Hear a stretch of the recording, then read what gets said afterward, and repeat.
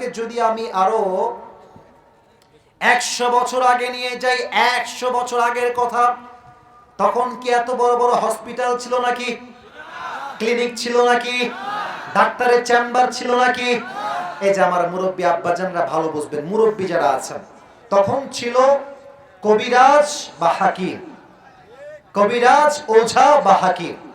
তো মনে করেন যে একটা যুবককে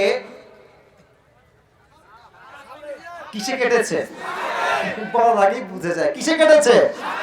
এখন সেই যুবকটা তো মেডিকেল নাই, 1925 সালের কথা, 100 বছর আগের কথা। তো ওঝার কাছে এসেছে, বলছে স্যার আমার হাতের এই জায়গাতে সাপে একটা ছোবল দিয়েছে, তো এটা কি বিষাক্ত সাপ নাকি বিষহীন সাপ, এটা চেক করবে কেমনে? তখন তো মেশিন ছিল না, টেস্টের কোনো মেশিন ছিল না, চেক করতে কেমনে? দেখেন, ছোট্ট একটা বাটি নিত, এক বাটির এক সাইডে লবণ রাখতো, আর এক সাইডে মরিচ বেটে মরিচ রাখতো।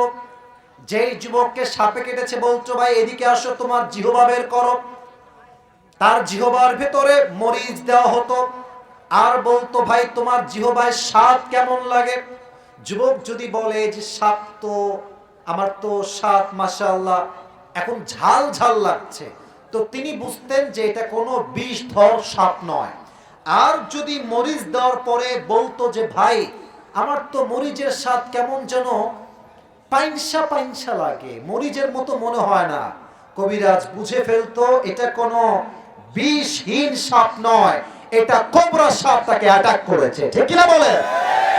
আচ্ছা, মানুষের জীবনের সবচেয়ে বড় বিষাক্ত সাপের নাম হচ্ছে শয়তান।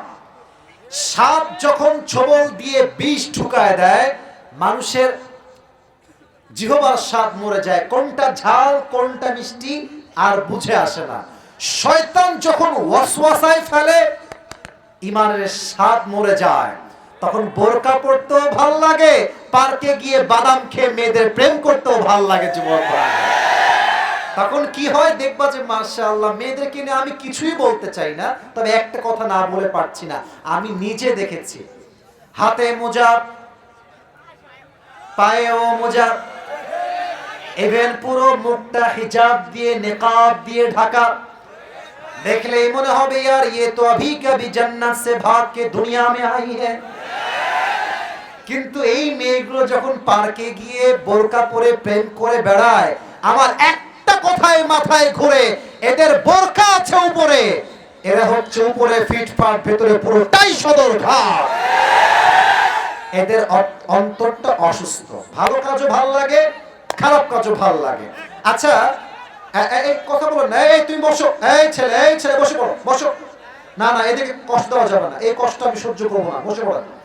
আর একবার উঠবেন না ক্যামেরা ঠিক করার জন্য, যা হয়েছে রেকর্ড তাই থাকবে, যুবকদের কষ্ট দেওয়া যাবে না মাহফিলে। প্রিয় ভাইরা আমার, আপনাদের বাসায় তো মা বোন আছে, আরে ভাই আমারও তো আছে, আপনাদের আছে না সবার? আপনি খেয়াল করবেন, বউ নাই আসবে, আগামীতে হবে, সমস্যা নেই। আচ্ছা এদিকে তাকান, আমার কথা কি বুঝতে কোনো সমস্যা হচ্ছে আপনাদের? আপনি দেখবেন যে আমাদের অনেকের বাসায় মা আছে, বোন আছে, ভাবি আছে, খালা আছে, অনেকেই আছে। দেখবেন যে তারা 5 ওয়াক্ত নামাজও ঠিকঠাক পড়ে, আবার মাগরিবের পরে বসে বসে স্টার জলসাও দেখে। অনেক ভাবি আছে দেখবেন আজহারের ওয়াজও শুনে, আবার বেপর্দায় রাস্তায় ঢ্যাং ঢ্যাং করে ঘুরে বেড়ায়।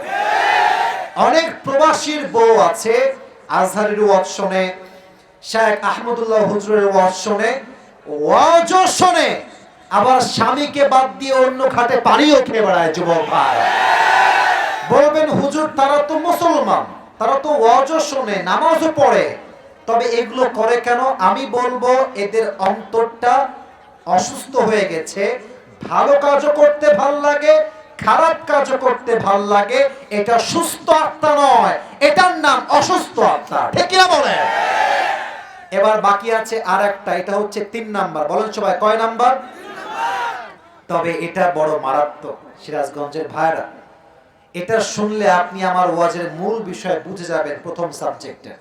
তৃতীয় হচ্ছে মৃত হৃদয়। মৃত হৃদয় কত খারাপ আল্লাহ তাআলা নিজেই বলছেন উলাইকা কাল আনআম বাল হুম আযাল, যাদের অন্তর মরে গিয়েছে এরা সব কুকুরের মতো, বরং কুকুরের চাইতে বেশি খারাপ। নাউজুবিল্লাহ বলবেন না আপনারা সবাই? এবার বলেন তো সবাই